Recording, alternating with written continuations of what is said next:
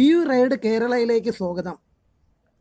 റൈസ്ന കുന്നിലെ വിക്രം സാരാഭായി ശിഷ്യൻ അഥവാ ഭാരതത്തിൻ്റെ ഒരേ ഒരു ഡോക്ടർ APJ അബ്ദുൽ കലാം സാറിനെ കുറിച്ചാണ് ഇന്ന് സംസാരിക്കുന്നത്.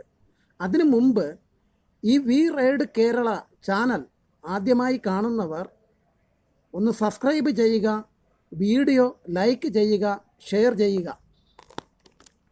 ചില വ്യക്തിത്വങ്ങളുടെ സാന്നിധ്യവും അവരുടെ മഹത് വാണികളും നമ്മുടെ എന്നല്ല ഒരു രാഷ്ട്രത്തിൻ്റെ തന്നെ ആന്തരിക ചോദനയെ ഉണർത്തും.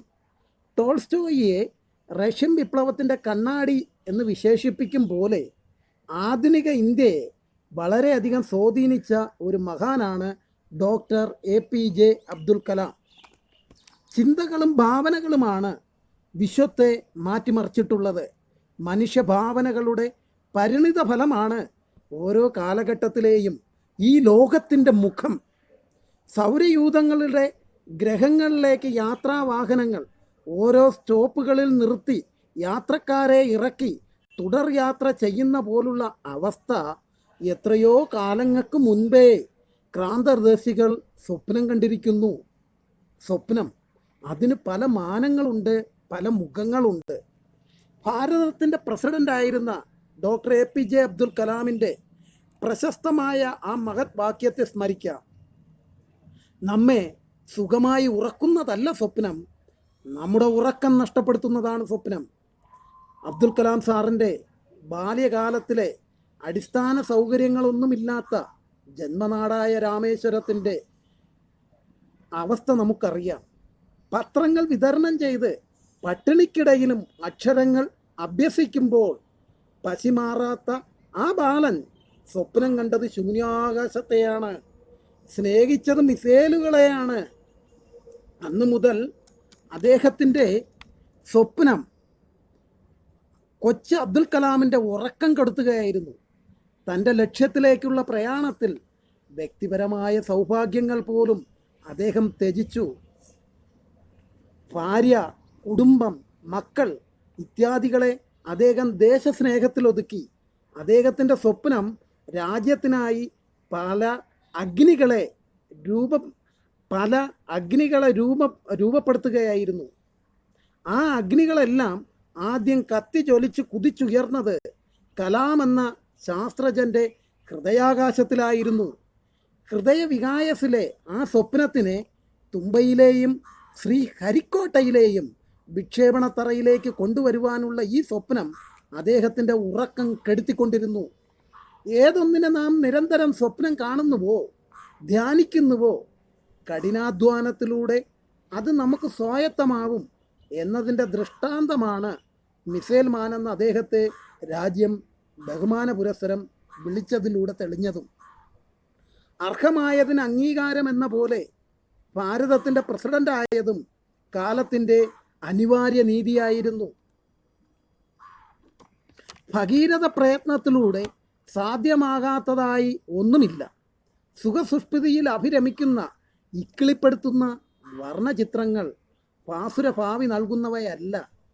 മയക്കത്തിൽ നിന്ന് മനുഷ്യനെ ഉണർത്തി സദാ മനസ്സിനെ അസ്വസ്ഥതപ്പെടുത്തുന്ന സപ്തവർണ്ണങ്ങളാൽ ചാലിക്കാത്ത ജീവിത യാഥാർത്ഥ്യങ്ങൾ ഉൾക്കൊള്ളുന്ന പച്ചയായ സ്വപ്നങ്ങൾ കാണുന്ന ഒരു തലമുറയുടെ ഉദയം ചെയ്യണം.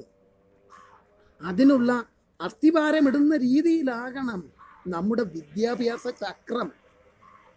എൻ്റെ കുട്ടി വേഗം പഠിക്കണം എന്ന രീതിയിലുള്ള കതിരിന്മേൽ വളം വയ്ക്കും പോലുള്ള ഒരു വിദ്യാഭ്യാസ സമ്പ്രദായമല്ല നമുക്കാവശ്യം.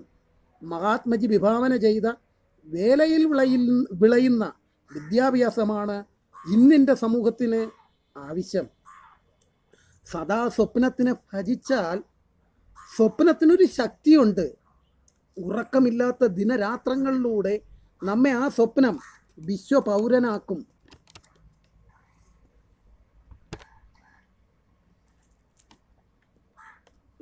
ഉറക്കമില്ലാത്ത ദിനരാത്രങ്ങളിലൂടെ നമ്മെ ആ സ്വപ്നം വിശ്വപൗരനാക്കും തീർച്ച. അബ്ദുൽ കലാം സാർ കണ്ട ഉറക്കമില്ലാത്ത സ്വപ്നങ്ങൾ അദ്ദേഹത്തിനെ ഇന്ത്യയുടെ പ്രസിഡന്റ് ആക്കി മാറ്റി. ഇന്ത്യൻ പ്രസിഡന്റ് എന്ന നിലയിൽ അദ്ദേഹത്തിൻ്റെ സ്നേഹവാത്സല്യങ്ങൾ ഈ ലോകത്തിന് തന്നെ അനുഭവിക്കുവാനുമായി. കഠിനാധ്വാന സ്വപ്നങ്ങൾ എപ്പോഴും സ്നേഹസ്വർഗത്തിലേക്ക് നയിക്കും.